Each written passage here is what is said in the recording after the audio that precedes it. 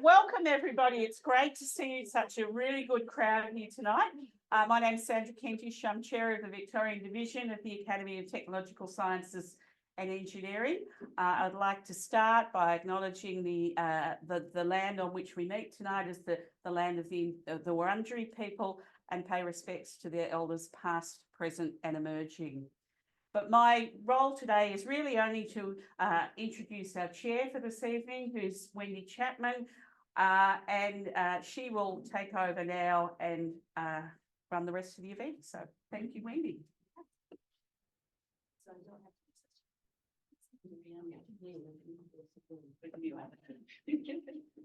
All right. Welcome, everyone. I'm really pleased to be part of this event. It's my first of these events and really excited for this topic. We have well, I'll introduce myself a little bit. I direct the Center for Digital Transformation of Health at the University of Melbourne, and I am the Associate Dean for Digital Health and Informatics in the Faculty of Medicine, Dentistry, and Health Sciences. I come from the US, as you can probably tell from my accent, been here 4.5 years, and I'm here because of Karin, who's one of our first speakers. I was at a conference in San Francisco and sat with her at lunch and said, I'm looking for a job. And she said, hey, we have something that's open, and here I am. So we can thank her for that. Yeah. And my research area has been natural language processing, applied to clinical notes. So worked in the space of artificial intelligence for quite a while.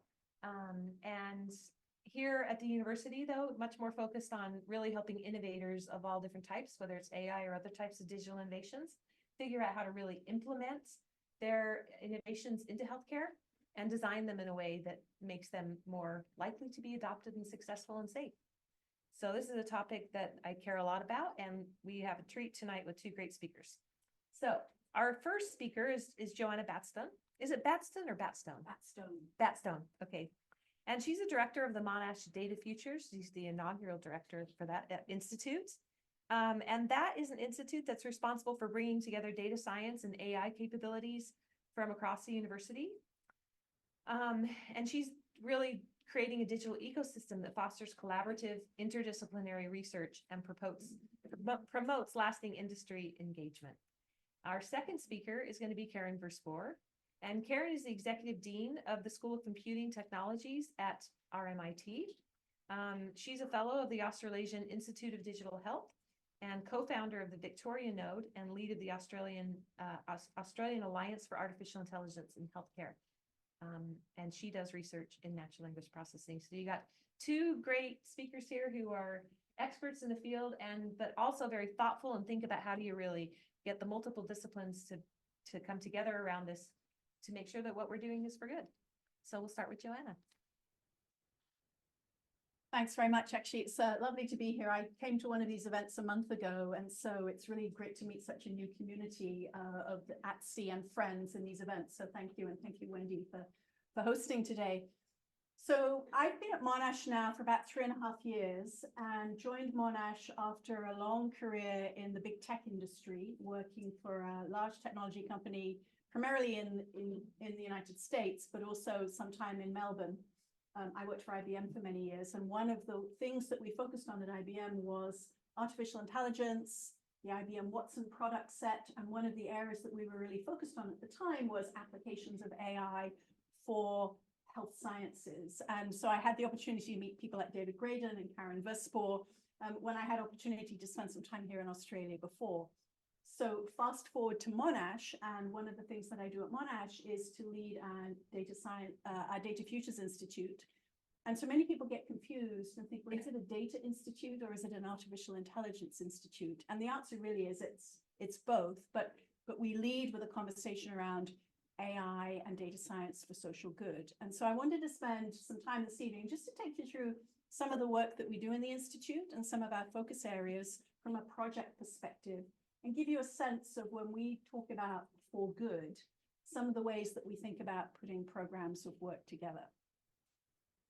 For a bit of background, though, about Monash University, I mean, one of the things I don't think even I had realized when I joined Monash is it is a big international university. And so often when I put up this slide, people say, wait, you've got campuses all over the world? we're not just here in the city of Melbourne or even in the state of Victoria. It really is an international university. And so as we think about the opportunities there for AI and particularly health sciences, we have the whole Southeast Asia corridor to think about as well in the context of leveraging some of the investments that we have in Indonesia and in Malaysia, in China. And so the whole context around to thinking about artificial intelligence expands beyond the boundaries of the city that we're in tonight. So what does the Institute do? Well, the Institute's work lines up around the Monash strategy. We did a piece of work about 2 years ago now to revamp the way that we think about strategic intent for the university.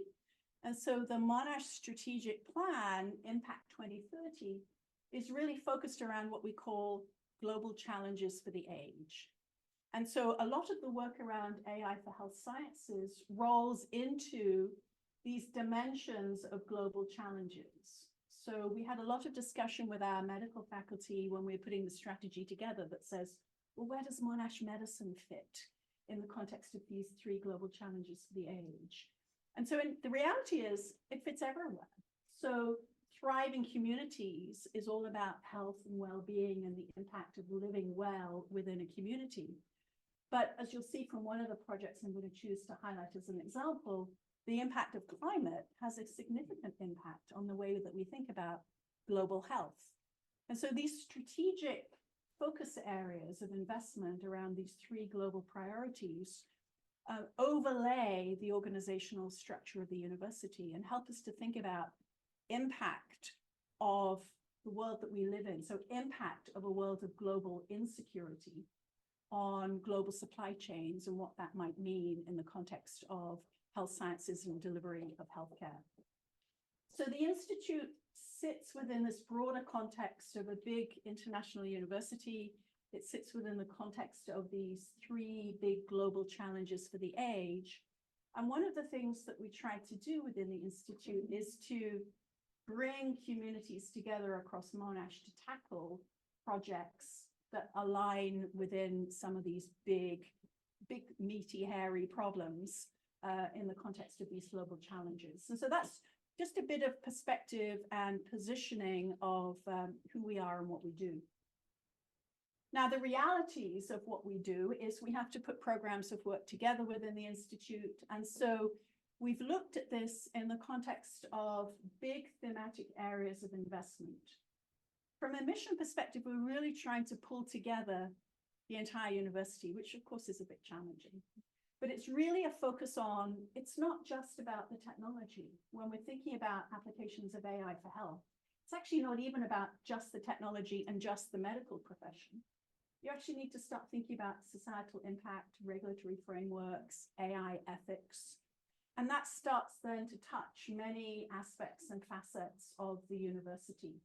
And so one of the things that we've been doing is putting together teams of researchers from different disciplines across the university.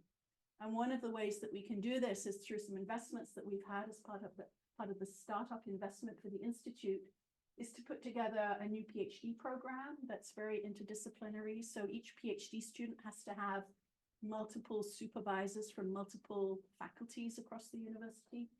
And then we've had a seed grant program that has enabled us to make investments in specific research projects. And again, one of the criteria for that seed grant program, and that's what I'll talk about today, is the investments and the teams have to come together from a multidisciplinary perspective. Ideally, we would be looking at this in the context of roughly a 50-50 split between the world of humanities, arts, and social sciences and the world of the traditional STEM disciplines. The reality is we're skewed more towards a 70% STEM, 30% humanities in the way that our teams engage. But we've got some really interesting pockets of researchers across the university who really choose to engage in the conversation around AI from a sort of societal perspective. So we also look to partner with government and industry, and you'll see some of the engagement that we have as I go through this. But I wanted to frame the Institute in the context of what we're trying to do on this journey of integrating the world of STEM disciplines and humanities, but in the context of a societal impact and societal opportunity. So I'm going to use today's presentation to give you a few examples of some of the projects that we've invested in through the SEED grant program, to give a sense of how we've brought different teams together. And hopefully it will give you a sense of different styles of work that we've had going on in the context of impact from society. And the first of these actually spans this discipline of both climate change as a global challenge, as well as thriving communities. And so this first project is a piece of work that's being done in partnership between the Faculty of Medicine, Nursing and Health Sciences, within the School of Public Health, and also scientists from engineering and also from the Faculty of IT. And what the thesis here was, if we can predict how bushfire smoke propagates around the world, we ought to be able to then correlate the presence of bushfire smoke with other aspects of public health. So that's sort of the high-level thesis. The reality is that what we're doing is looking at modeling and prediction of really small particle size, PM 2.5 particulate matter, which you find in bushfire smoke. You find it in other aspects of pollution as well, but particularly prevalent in bushfire smoke. And then doing predictions, we've got some nice graphs of the countries around the world of where you see bushfire smoke propagating, driven by all of the airflow around the world and the particular trade winds taking it from one geography to another. What we're trying to do with this particular project is then make those direct correlations between regions where there's significant amount of bushfire smoke in the atmosphere. And this doesn't just mean in the bushfire that's happening here today in the state of Victoria or in the state of New South Wales, but how is that smoke propagating around the world? And then how does that have an impact on public health? So maternal public health, cardiovascular public health. And so it's this correlation between different types of data sets that enable us to be able to look at potentially policy changes that would be needed as we think about how to create a healthy and thriving community. So again, this is an example: engineering, IT, and medicine for this particular example. Another example of work, this is in partnership with some colleagues also here at the University of Melbourne, but a partnership here between engineering and science and Monash IVF, looking at, can we use, in essence, medical imaging, video imaging, to be able to do classification of sperm in order to improve the likelihood of assisted reproductive technology, to improve the likelihood outcome of successful pregnancies. Today, this is typically a very manual process. And so one of the things that we've been looking at is, how can we look at improving the quality, but also improving the speed with which clinicians and fertility experts can make decisions based on the likelihood of a good outcome associated with a pregnancy. And so one of the things that this project was actually really interesting was it brought together different students from disciplines. So students who didn't actually know very much about IVF, but knew a lot about the technology. And then how do we put those student teams together, students plus postdocs, to put a team together to go after a program of improved reproductive care. Continuing the story on babies, another example of a program that we have going on is in the context of support for babies, young infants in not just neonatal intensive care units, but potentially babies around the world, particularly in lower income countries. So this project, again, is a collaboration between engineering and medicine, and a number of different hospitals, including Monash Children's Hospital, as well as Westmead Children's Hospital in Sydney. And the thesis here is, if we could improve the capabilities of a digital stethoscope, would that enable us to be more effective in putting that digital tool in the hands of doctors around the world, some of whom perhaps don't have access to a neonatal intensive care unit. So the initial premise here was this enables us to improve the outcome of baby health around the world, not just in wealthy countries. And so the focus here is around, if you think about a digital stethoscope and you put it on the baby's body, what can you hear through that stethoscope? What you hear is a lot of noise, but can you hear things in the signal from that digital stethoscope that enable you to be able to assess the health of the baby? Can you assess the bowel health of the baby? Can you assess various aspects of that baby health? And look at this in the context of respiratory assessments, various different types of critical care scenarios. Can you predict ahead of time that a particular baby is more likely to be at risk or more likely to recover? But the whole notion here is around enabling access to healthcare at a global level, but with something that sounds relatively straightforward, a digital stethoscope. But the reality is the data processing becomes pretty intense as you're trying to separate out heart noise from bowel noise, from chest noise, from other noise in the system. And so there's a lot of work that goes on here behind the scenes around really trying to unpick all of the data in the noise so that we can improve the quality of that digital stethoscope. Now, another example, and I think this relates to some of what you'll hear from Karin in the next presentation, is around, as we think about AI systems for clinical support, we have to remember that there are many humans in the loop of a discussion here. And so this is a piece of work, this is an example of a piece of work that pulls together the world of philosophy and AI ethics into the world of neuroscience. And it's a piece of work with the Faculty of Arts and the Faculty of Medicine at Monash, looking at epilepsy treatment. And so the program of work here is focused on, if you as an individual have been newly diagnosed, you've had a recent episode attack, an epileptic attack, and it's for the first time, and you're a newly diagnosed patient. The clinician-patient discussion is all about what level of treatment, what style of treatment, what set of drugs would be appropriate for your particular situation. And it's not straightforward. And in fact, the technology, even though the drugs have been changing over time, the methodology by which drugs are selected hasn't changed much in probably the last 20 years or so. And so one of the things we've been looking at is, how do you build a clinical decision support system to aid that clinician in determination of appropriate first treatment for a new patient? Also, one of the things that we've been doing here is looking at, well, how does the patient respond to having an AI-powered clinical decision support system? How does the clinician respond to having an AI-assisted clinical decision support system?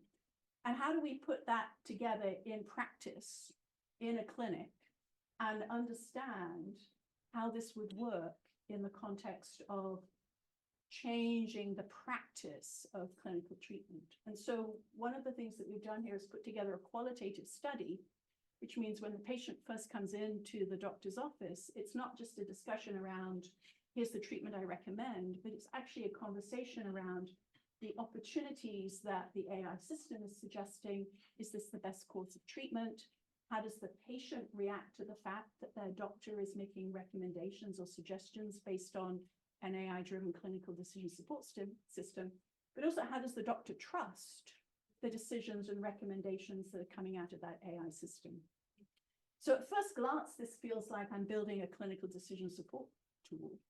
But the reality is what we're doing is exploring a sort of societal conversation and connection around, what does it mean to put an AI system into practice in a clinical setting? What does the patient feel about that? Does the patient trust it? How does the clinician feel about it? How does the clinician trust it? What information has to come together in order for both patient and clinician to trust it? And then ultimately you make a treatment decision. Was it the right treatment decision? And so how does that virtual cycle loop occur as well? And so again, another example of a different style of use case, but this is one where the AI ethicist at Monash came along and said, you know, if you're thinking about putting AI systems into practice in a clinical setting, first of all, you've got to think about the person, but secondly, you've got to think ethically about the style of treatment that you're approaching here. So it's been an interesting journey thinking through, what does it mean to walk into your doctor's office? And if any one of us walked into our doctor's office, would we expect our doctor would tell us if they're using an AI-assisted diagnostic or support tool as part of our treatment protocol? And so this project is all about exploring that dynamic of the sort of societal engagement within the setting of an AI system.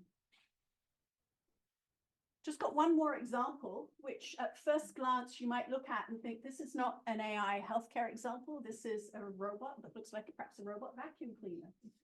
This is in fact a robot vacuum cleaner, and it's sitting in the Monash Library at the Clayton campus. But I put this one in here in the context of when we think about robotics and medicine, we're often thinking about robotics in the context of perhaps surgery. But robotics and medicine also has a context in the sense that increasingly we're seeing robots showing up in public places. And we're seeing robots involved in supporting healthcare or supporting aged care, particularly. And so we've got a piece of work going on that's more of a policy piece of work to think through what are the impacts of having robots show up in public spaces. So if you walk into the new Victorian Heart Hospital on the edge of the Clayton campus and you saw a robot like this in the vestibule, then what would you think about that? How would you feel about it? Is it good? Is it bad? What if there were now 50 of these in the vestibule because they're doing all kinds of stuff in the hospital? That might feel a bit weird. And so this whole program of work is around really trying to understand the sort of societal impacts of when we put technology in a place where we're not used to seeing that technology. How do we respond to it? How do we respond on an emotional level? How do we respond on a technical level? And so this program of work around robotics extends beyond putting a robot in a library, but thinking through how is the impact of technology going to show up in places where we perhaps don't expect it to. So that's my last example of projects. I wanted to just wrap up with some of the other styles of engagements that we have going on across the Institute. One of the things, because we're an international university, one of the things that we've been doing is convening workshops. So for example, in the top left corner here is a Monash Prato AI Summit that we've run the last couple of years. We've also been involved in the United Nations AI for Good program, which has a big AI for health context.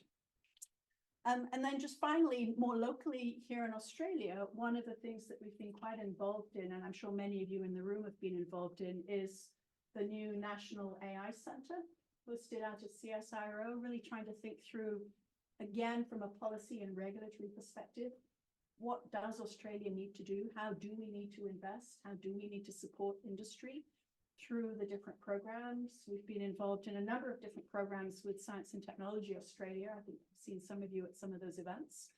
And a number of different programs, particularly, one of the things that I'm personally interested in is continuing to support women in science, women in STEM, women in AI. And so I've been personally involved in a number of those different things.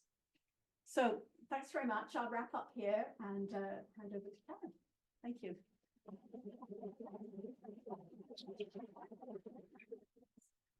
We'll do questions at the end. Yeah.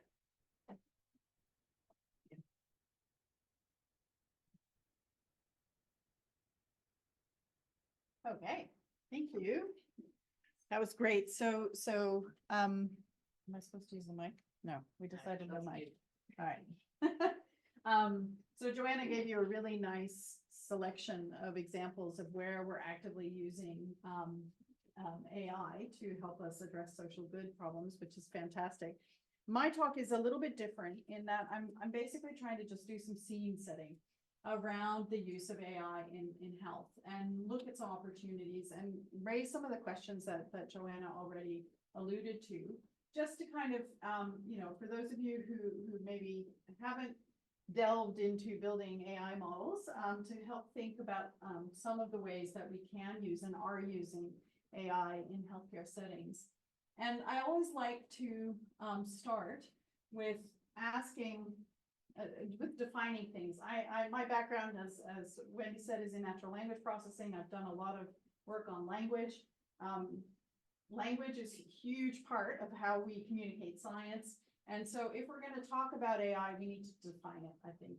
And there's kind of two definitions floating around out in the world today. And I think of it as just having emphasis on a different word in the two cases, right? So in one sense of artificial intelligence, the emphasis is on the word intelligence. And what we're trying to do is make the machines intelligent.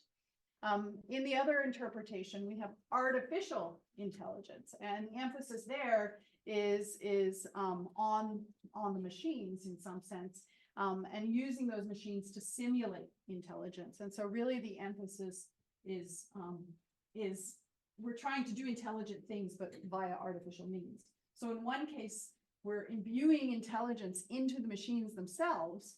And in the other case, we're just trying to make machines that appear to be intelligent and have the behaviors that we call intelligence. And personally, I think there's been way too much discussion of this interpretation over the last year in particular, with, you know, what you might call the AI hype that's happening around us in the world at the moment, when in fact, most of the systems that we're actually building are in this second camp. So what does it mean to simulate aspects of human intelligence? Well, it means doing all the things that we do through our senses, essentially.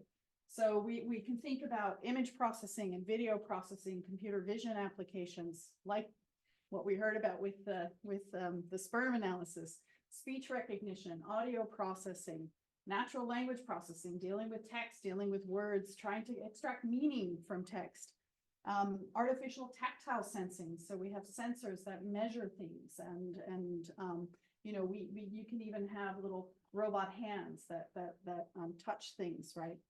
Recognizing emotions. There's a lot of work around trying to do, you know, facial analysis to understand what people are feeling. I think Apple's trying to collect data from us on our moods, right? Using Apple Watches and sensors and things like that. Machine learning. Well, learning is a fundamental part of our intelligence, our ability to learn new things. So machine learning is trying to simulate that. We have automated reasoning and planning, AI agents, which have been around for decades, honestly. That's really about trying to capture our ability to logically think through things. And of course, automated decision making of various varieties.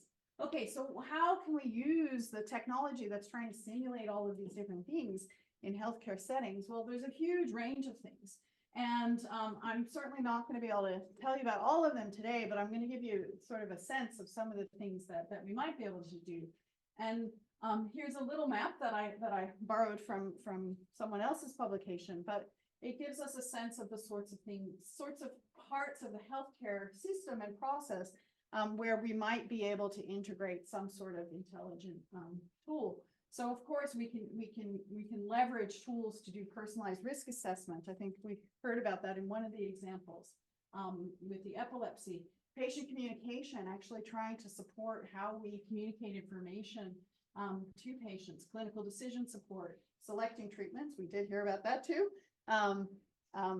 Tailored medication prescribing. So, you know, which combination of drugs or which dosage of drugs should we select for a particular patient? And smart data sharing I put up here because we often think about data sharing as something that just happens through IT systems, but we can actually work on the problem of getting the right information to the right person at the right time, which is much more about intelligence than it is just about pushing the information through a network connection. And then, of course, we have patient engagement type applications where we can involve patients in monitoring their own health through the use of systems that engage them. And we see a lot of work in mental health at the moment, in particular, trying to leverage AI in an app to engage patients to monitor their own health and maybe to help them steer them in particular directions. So there's a huge number of opportunities for AI in healthcare, and I sort of divide these into two different groups, at least, one of which is the healthcare services view, which is really around changing the way that we deliver healthcare through the use of intelligent systems. And so here I put up ambient listening, which is the idea of having a system that sits, say, in your GP consultation room, that's supporting the conversation and perhaps automatically transcribing the discussion that you're having. And I don't know how many of you have been to your GP lately and noticed that they don't make eye contact with you because their entire attention is focused on the computer entering things, and electronic health records and digital capture of information is very important, and we want them to do that. But we also want them to talk to you and listen to you and make eye contact. And maybe if we get them away from having to do the data entry by using some smart tools, we're going to change the nature of our interaction with the doctor. I also like to think of that example and put myself into the shoes of a patient that doesn't have English as their native language, and imagining a system that can dynamically translate for a patient into their native language and facilitate a much deeper communication without necessarily having a carer or a interpreter that comes along with them. Robots, we heard about robots, and indeed, there are the most active examples of AI in healthcare at the moment are in robotic surgery, but we can also imagine using robots to do patient monitoring and actually collect data from patients, you know, having a system that is supporting a patient, perhaps hospital at home type scenario where they're at home, they have some sensors, and we have some robots that are supporting them.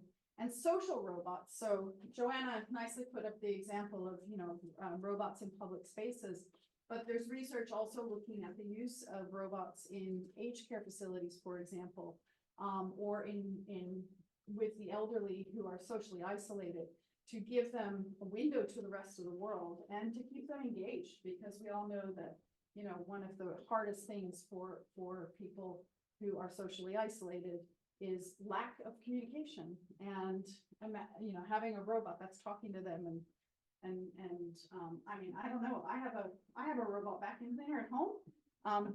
His name is Dustin Cleaner.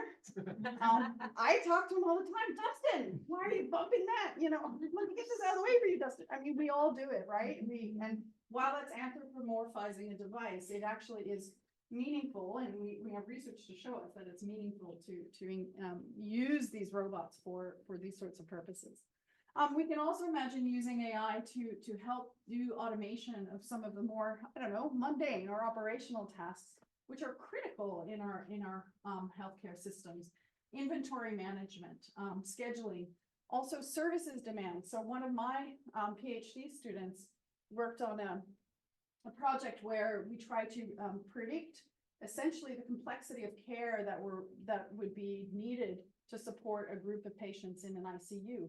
And the idea was that if you understand that you're going to have a bunch of patients that are going to need surgery in the next few days, then you can do bed planning, you can do rostering of surgeons or specialists, and so on.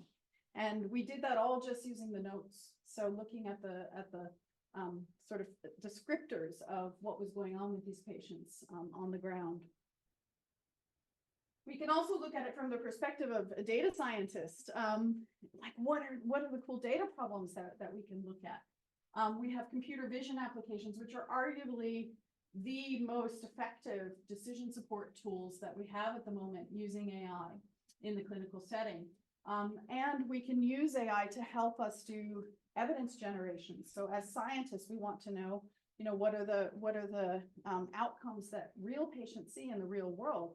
Well, we can use AI to help dig through huge amounts of data, and of course, personalized medicine, where we're not just using clinical data, but now moving into molecular data and genomics, and really trying to help us drive treatment selection and so on.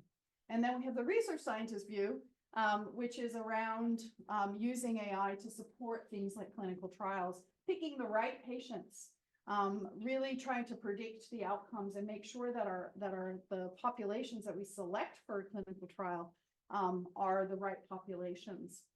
Doing drug discovery, there's a lot of press now around the use of AI to do protein modeling and drug design.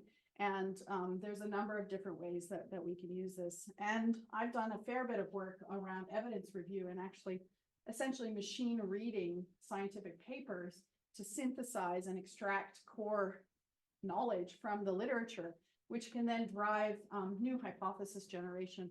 But actually, in itself is useful because it helps scientists to find the relevant information for what they're looking for.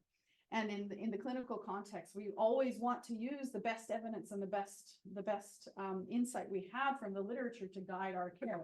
So AI tools can be used for that.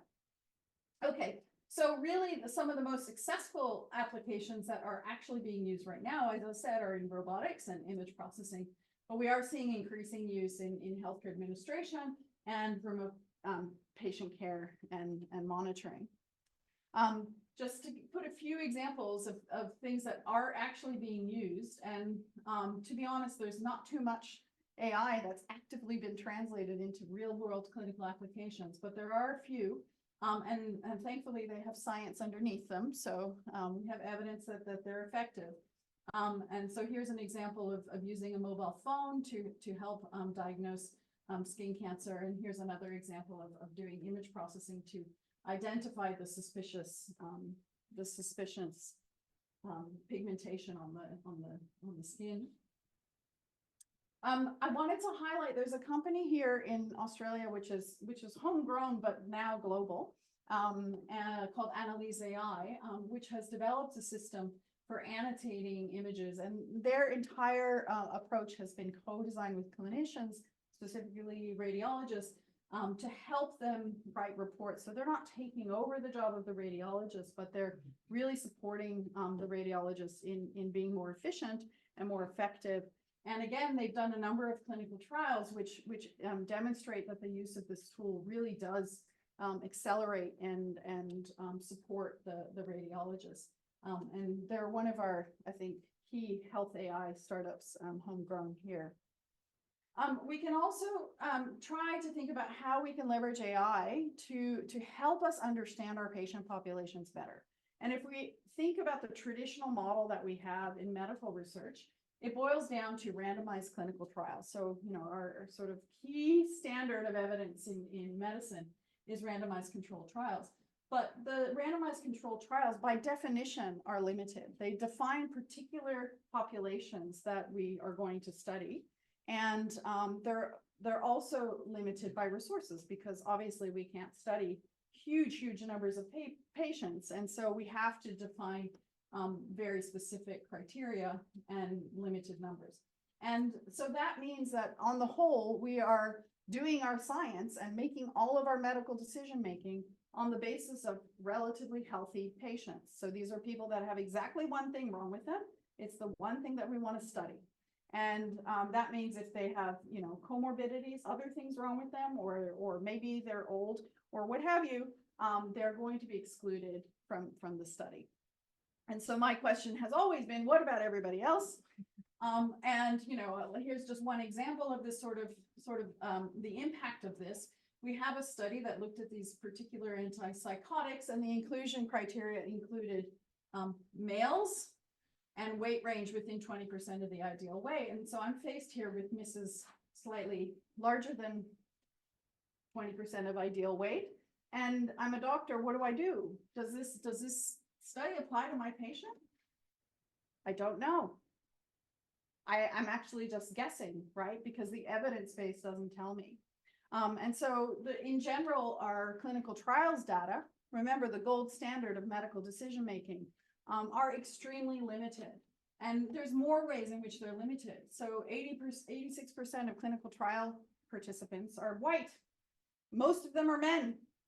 79% of all the genomic data we look at comes from European populations.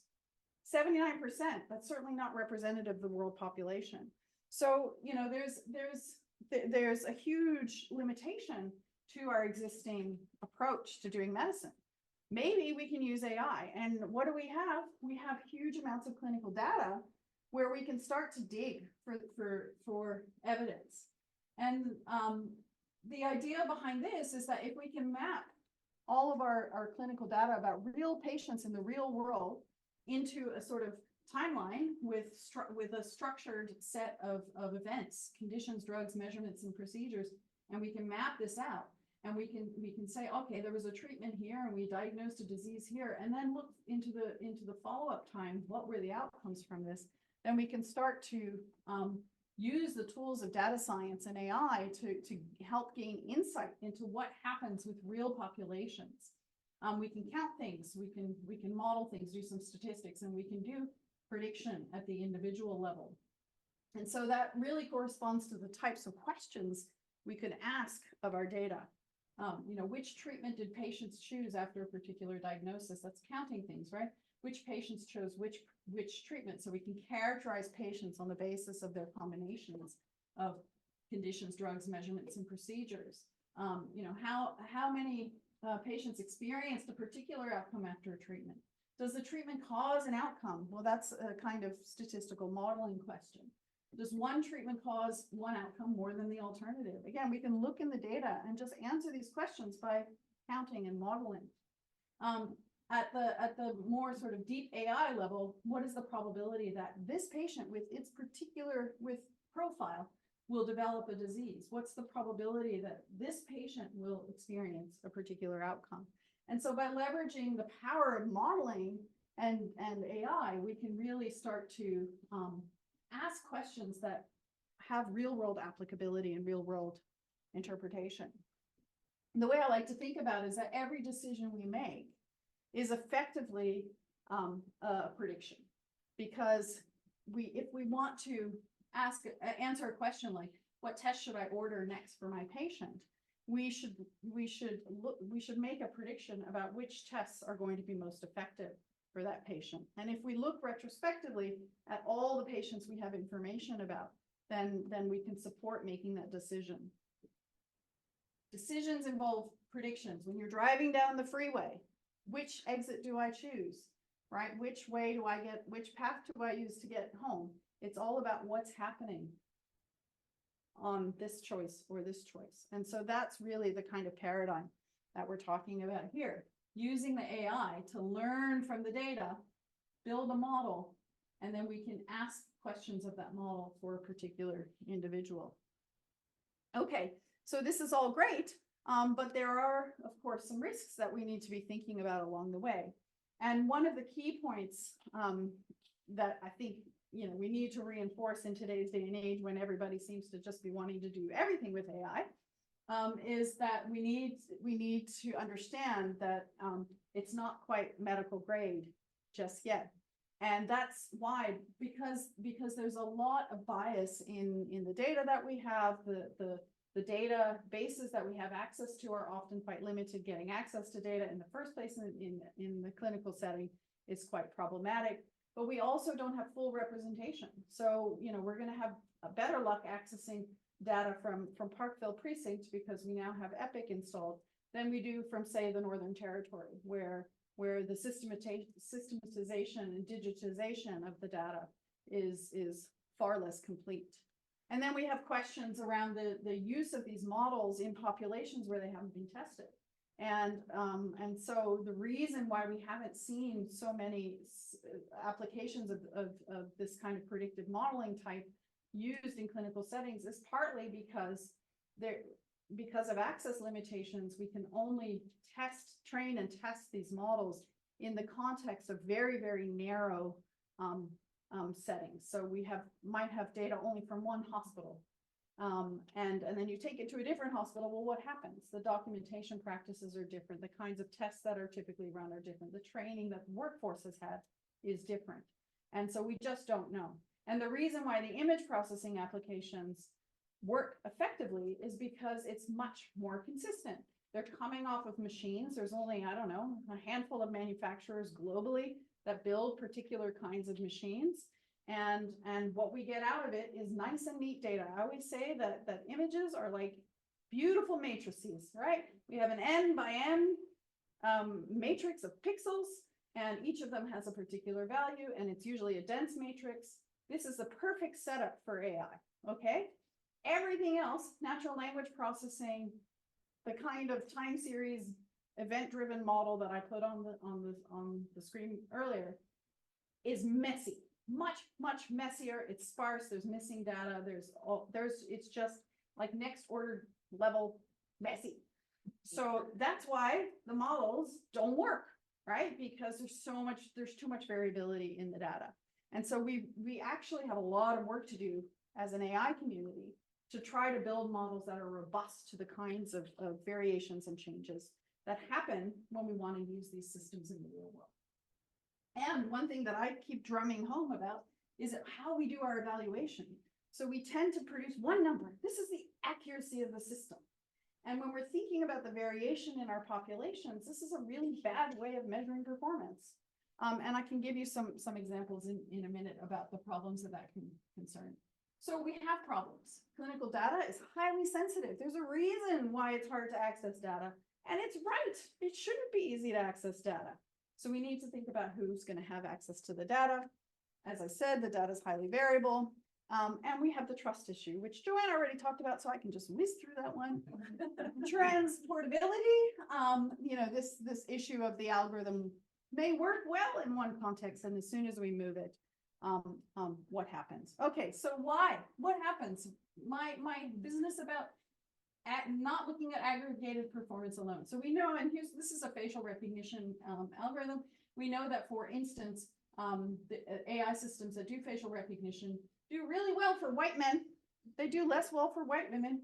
They do even less well for darker skinned male, and they do particularly terribly for dark skinned women.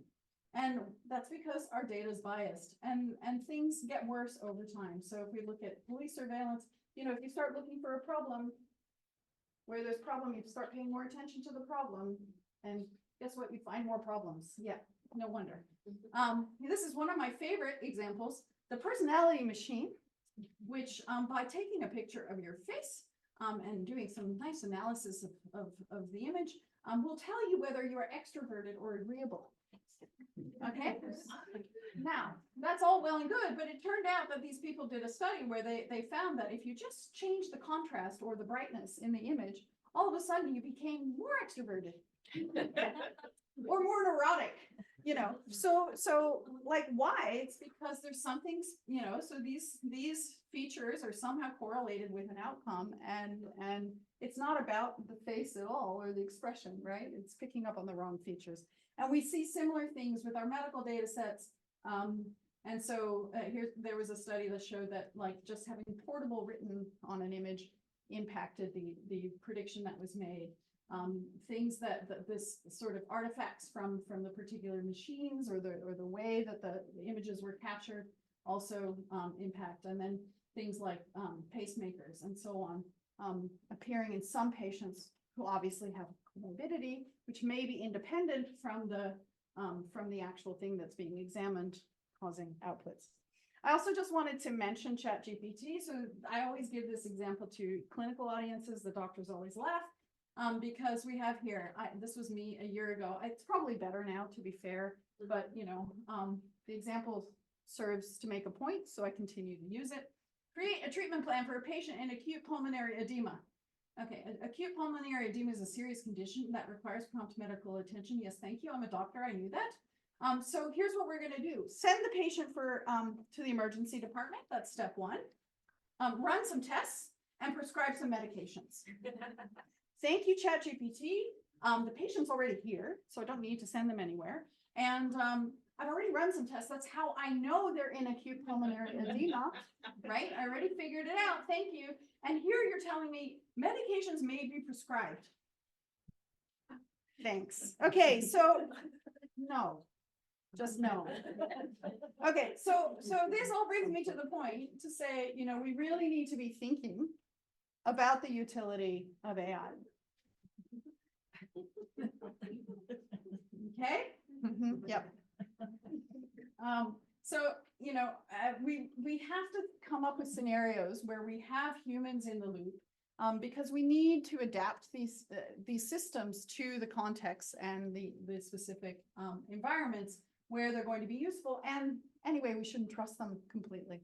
So we always need to have the people who can fill in for some of the gaps in the data, who can ask the patient a question about their values and their choices and their beliefs. And we really need to just be thinking about what AI tasks are actually beneficial. And just because we can build something doesn't mean we should. And just a comment from my natural language processing hat, summarizing texts is, I think, actually proving to be more effective than expanding text. And the way I like to think about this is if you go from a big text to a small text, there's a lot less room to make stuff up than if you go from a small text to a big text. It's not hard, right? But somehow everybody thinks that generating text is so cool. No. Okay. So I'll just put this up here. We, you know, that we really need to be working in partnership with AI, not trying to replace human decision making with AI. And yeah, we actually have this codified in our Therapeutic Goods Administration regulations around software as a medical device. Anytime we have a system that is attempting to replace clinical judgment, we need to look at it very, very, very carefully. Okay, what do patients want? And we need to be thinking about explainability. And very importantly, we need to train the future medical workforce in how these systems work to some degree, so that they can be used, so that they can be questioned, basically, that we don't completely blindly trust the machine. I'll just mention, I know I'm over time, so apologies. In November last year, I'm a member of the Australian Alliance for AI in Healthcare, actually one of the co-founders. And we launched a national policy roadmap for artificial intelligence in healthcare at a conference called AI.care last November. And the idea behind this is really just to put forward some recommendations to government around what we need to put in place in order to facilitate the use of AI in healthcare. We don't want to throw the baby out with the bathwater. We don't want to go the route of Europe and say, you know, don't use it unless you can prove this, this, and the other thing. I think we need to have a more balanced approach. And this roadmap is really trying to define what are the elements of a functioning, healthy ecosystem. And as I mentioned earlier, you know, one of the key elements is in fact research, because we need to be able to evaluate these systems under all sorts of different conditions. Okay, so I am done now.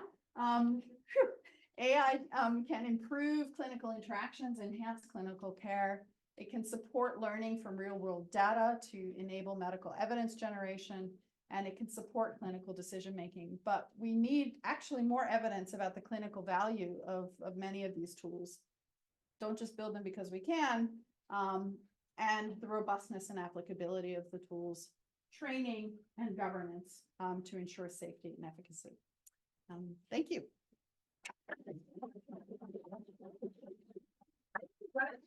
Here and come on up, Joanna. You mean the chair? Nope, I'm just yeah. Yeah, so excellent. So I have several questions written down, but I thought I would open it up to the audience first. And if they're quiet, then I'll ask my questions. Yes. To both.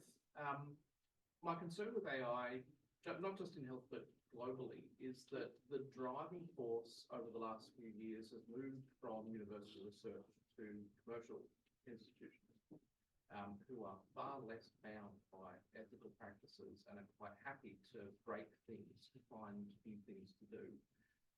Health seems to be in a unique position where there's an appetite for ethical practice and control and policy and legislation. Do you see that being encroached? Is that something that others, education in my context, is that something we can learn from, or is that something that you're having to struggle with and fight as well? Go ahead. Yeah, so it's interesting. I think the investments in big tech industry are really interesting when it comes to making decisions around what is ethical. And so governments around the world are putting frameworks and guidelines. Australia has an AI ethics framework for AI. Health, though, is interesting, as Karin mentioned, right? These roadmap that's being published. Some of these roadmaps around AI are, when you're in a regulated industry, can you hear me at the back? Yeah.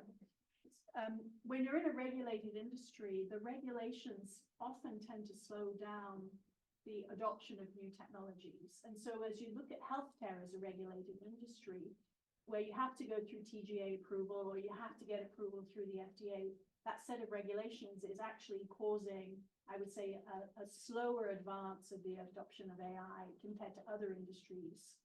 There are regulated industries that are moving really, really fast despite that. But I think with healthcare in particular, it's moving quite slowly, in part because of trying to get new technologies through a clinical trials process and being able to demonstrate that there's an ethical approach and that the quality of what you're delivering can be evaluated both with and without the new technology. So that clinical trials protocol, laying out what that trial needs to look like so you can show that you're doing no harm, and in fact, you're perhaps doing better with an AI system compared to a non-AI human-based system. That's the challenge, but I think healthcare is moving more slowly than some of the other regulated industries. So are you saying that that's a bad thing, where we need to move faster and not do as many controls, or is this something where we might feel like we're moving too fast because companies are just throwing everything at all? Well, I think it is a balance. I think, you know, if we have a view that says we're going to wait until we know it's really going to work, then there's the risk that other perhaps nations around the world are going to move much faster, or other technology companies around the world are going to move much faster, and we can't sit and wait, right? We've got to be very proactive in thinking through all of these questions you're asking, right? What is appropriate? How can we move faster? What does it mean to improve the outcome of clinical treatment? How do we improve the quality of healthcare delivery? And does AI help us or not? And if it helps, let's move faster. And understand where it doesn't help. Let's recognize that and make the appropriate judgments. So don't do this, do more of that.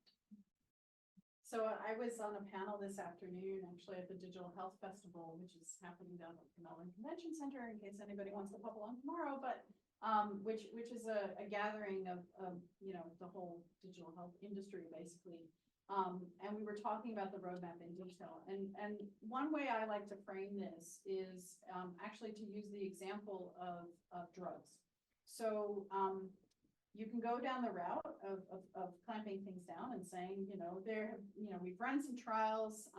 Yep, it works for, you know, 80% of the narrow population that we tested it on, but looks pretty good and has good outcomes for those people. So we're going to put it out there. And we're going to recognize that things might go wrong. And we have mechanisms in place to do reporting of adverse events. And there are actually regulatory requirements on both the pharmaceutical companies and our health workers to report these adverse events. Taking that model and thinking about applying it in the context of an AI intervention is actually really informative, because rather than saying, nope, we're not going to ever deploy these things unless they achieve 99% accuracy, which, by the way, I have been told. So I had a conversation with a company I will not name, who was not IBM, who you know, they said to me, sorry, we will never be able to deploy any kind of natural processing system unless you can guarantee that it'll be 99% effective. I was like, yeah, people aren't 99% effective. Drugs definitely aren't 99% effective, and they do go wrong, right? People make mistakes. Just why should we expect our AI systems to be more perfect than a human? I mean, that's insane. So having this model where we go ahead and we release things after rigorous testing and research and evaluation, and we have some confidence and we have some evidence around the fact that it is a good tool that's not going to do harm, then put it out there, but have the mechanism in place to detect when things go wrong, right? Nobody wants a Theranos. Okay, we don't want that. That will happen. There will be a company who creates an AI system that will be smoke and mirrors and will do harm. But hopefully, if we put enough kind of, you know, checkpoints in place and mechanisms for early warning when things are going awry, it won't get to that extreme. Yeah. Being like a learning health system. Yep. Learning system. Yes, David. Can I build on that a little bit? Which is because I was also at the Digital Health Festival, and there was a talk there by someone from the TGA, and talking about what's the processes we go through to approve something that involves machine learning or AI. And one of the things you said, which I thought aligns exactly with what you're saying, is that you don't just look at how well it can say a diagnostic system, how well it can diagnose, but how well it can diagnose compared to a human expert. And so that's the judgment. But Joanna, I was really interested in what you're talking about in looking at how people react to that technology. And I wonder though, this 99% is what people are going to want. Because at the moment, another thing that's happening is self-driving cars. And so we see, if a self-driving car has an accident, that proves that self-driving cars are bad. Could the same happen if, these decision-making systems also make mistakes like that? Look, I think okay, a couple things to say about that. I mentioned Annalise AI, okay? Annalise actually has a whole lot of evidence that patients are not only willing to trust the results of their systems, so they're happy for these AI systems to be used to help the radiologists do their job. They're actually willing to pay for it. And so in the US, they're paying an extra $30 or something along those lines for every AI assisted radiology report. Why? Because they get the results faster, because they actually believe that it's improving the outcome. And so patients may not trust AI, but they don't trust the radiologist either.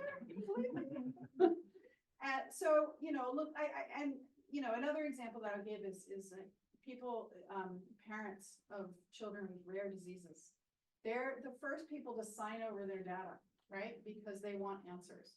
And so I think, and as long as we put some ethical frameworks around how we leverage that data and, maybe don't sell it, which is happening, unfortunately, and that comes back to your point. But, there is value in data. There is value in the models we can build from the data. And people will, I think, be happy to get the benefits. And some of the less clinical decision support kind of examples, like the ambient listening devices and this sort of thing, will have immediate impact. We already see there's another company called Lyrebird that's doing automated transcription of helping clinical documentation, basically, and they're saving doctors 2 hours a day. Now the doctors still have the final, control of what's documented, but it's about improving. And what are they going to do with those extra two hours? Maybe they're going to go play golf. My guess is that they're going to spend more time with their patients. And yes, go ahead. Sorry, Karin, can you just expand on this point? Because I think it comes up from time to time where, there's survey X where patients are happy to talk to the chat, robot medical, or just the one you just mentioned where they trust but then you sort of put in the point that because they can get access to it much faster. I think that's a huge point, because I think these surveys should be normalized to the speed of access, because I feel like if you tell a patient, look, you can either get, the answer from a doctor in about a month, or you can talk to this thing and it'll tell you right now. I mean, that's a massive sort of bias. So I think that needs to be sort of parsed, because, how good are people at saying, like, if you give me the answer now, I think they might be very much willing to overlook sort of the quality of that answer versus, saying, wait, but it will be potentially a better answer. So Yeah, it need to be separated out. There's going to be a balance, and in that particular example, I mean, it's not fully automated, right? So it helps the radiographer do their job a little bit faster. It's not instantaneous. But yes, I hear you, and yeah, I mean, we see it with Dr. Google, right? I mean, people type. It's much easier to type your symptoms into a search engine and get scary looking results back from. Yeah, I just think we need to be careful, like when we just parse those very carefully, because when we say, oh, people are perfectly willing to try, well, it's because they're not hearing from their convention. So if it's a choice between finding out an answer, that much sooner, that's a strong sort of bias, and I think that those factors need to be separated. But that comes back to the point Joanna made about how you set up the system, Yep. right? And what the connection points are between things. I mean, I think the bias point is really significant here. I mean, as we've looked at these different trends, so on one hand, we might hear that patients are willing to pay more, but actually, you know, if you do a more of a systematic review of behaviors in a variety of different clinical settings, you may get a different answer from this one proof point that says, I'm going to pay $30 more. So trying to get that sense of what is that societal perspective.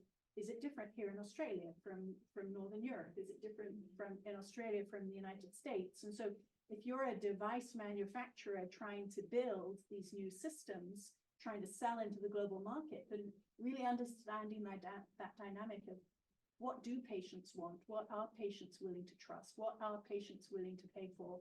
If you're in a publicly funded healthcare system versus a privately funded healthcare system, does it make a difference? And so some of those dynamics of patient behavior and patient engagement with the doctors, that's why we're seeing the clinical trials protocols really looking at how do we evaluate a new technology system versus business as usual today in the doctor's office.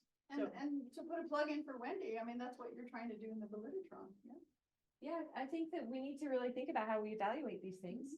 And it needs to be much more nuanced, and we need to generate evidence earlier so that by the time we actually get it to the patients, we've really thought about how they're going to interact with it, how the doctors are going to interact with it, whether it adds value to what they're doing, if it fits into their workflow, and so on. We are out of time, but I wonder if we go like one last question or. Online question? Oh, we have an online question and then. Okay. You can ignore it if you want. Yeah, and I think this question is really about the patient's perspective, and I think it's really important that our evaluations are really addressing that. But maybe we'll go in the back. I mean, there's a number of, like evidence-based medicine, I mean, long-term algorithms that have been used now. What's really your definition between those algorithms that have been used in studies, like sepsis algorithms have been around for a long time. The managing deterioration algorithm used in every ICU in Australia has been used for a long time. So how do you really, how would you make that definition between what is an algorithm that's been used for years and the difference between that and machine learning, especially when we're talking in the context of that patient explanation? For me to take that one? Those algorithms are usually, I mean, they're usually basically like a flow chart, right? So, you know, you have this and you have that and you have, you know, this value over here and you have that value over there. You know, it helps to define a particular way of making a decision. They're typically, you know, based on obviously lots and lots of, sorry, I can't see, lots and lots of practice and experience, but they're not data driven in the same way that a machine learning model would. So they've essentially boiled it down, you know, to the 7 factors that are captured in the workflow. And they've, you know, kind of controlled away for all of the variation. So the key difference in using the kind of machine learning models is that you can just use much higher dimensional data. And so the feature space that you're considering and exploring and trying to, you know, build that predictive model is much bigger. So the complexity that you can capture in the models it's much more nuanced ultimately. And maybe I'll ask Joanna about that. What are your thoughts about, because we have been using algorithms for a long time and we are using machine learning in all kinds of applications already. It goes back to that definition of AI. You know, what is there really a difference? Well, so one of the ways that I would have answered that last question as well is that, you know, there are many different styles and types of algorithms, and a lot of the systems that we see that have been in use for the last 15 or 20 years are much more rules-based systems than really dynamic machine learning or deep learning based systems. And so the world of the algorithm and the ability of a computer to be able to predict what's going to happen in the future is very much driven by the difference in style in terms of, is it really rules based? You're ticking off a series of boxes, it's a dialogue flow engine, and you're coming up with a set of parameters and scenarios around which you can measure impact. The way that we think about AI today, I mean, I always tend to think of and describe AI in the context of the human senses, right? Speech and language and vision and reasoning and abstract thinking. Epitomizing that human-centered perspective of intelligence is the way that I think about AI. And so you can't just say, well, it's just machine learning, because it could be natural language processing you're talking about, or it could be visual recognition you're talking about. So being able to really map that world of AI into the context of thinking about speech and touch and learning and reasoning, I think differentiates it from saying this is a process automation algorithm or a rules-based algorithm. So that's the way that I tend to frame it. So do we need to be more worried about the machine learning data-driven algorithms than we have been about the expert systems? More worried. So Because we sure are acting very worried now. It's like this newfound thing. Oh, there's this thing called AI. And it's going to be affecting people's decisions. We need to create regulations and worry and panic. well, interestingly, as How many- different is it, is what I'm wondering, Uh, effectively? Well, I think the hype around fear, uncertainty, and doubt is very different at the moment. And there's certainly a dynamic in Australia where, if you look at the government consultations that have been going on over the last year around what does it mean to create safe and responsible AI in Australia. It sounds on paper to be a really good idea, right? We have to think about safe and responsible AI. The rest of the world is looking at Australia thinking, you're just going to shut down the hatches and stop anything innovative from happening because you're too scared. And so there's this dynamic around how do we get the right level of balance around responsible innovation with the right set of appropriate guardrails and guidelines, as opposed to saying, no, we can't do anything, we're just going to shut it all down. And the rest of the world is really looking at Australia saying, you guys are too conservative, you're too risk averse. You're going to really crunch down on the innovation and stop innovation, as opposed to think through, well, what does it mean to do this in a responsible manner? I do think it is different, Wendy. Yeah. The one key difference, which I kind of alluded to, was the interpretability or the explainability. I mean, if you have a flow chart, you can follow it and you can see exactly what the factors were that led to the decision, right? Whereas with a machine learning model, it's big black box, and even the people who build them have no idea why the system made a prediction that it did, which is why we need to do so much evaluation around it. But I think that's a key thing. And even though we know those algorithms are limited and they're not personalized, they're not, they don't take enough factors into consideration, at least they're interpretable. I don't have a sense of if you want to stop now or. Yes. Okay, better stop. Look at that, I'm looking at the wrong person. Yes. Okay. Continue the conversation. Thank you so much. Let's give our speakers.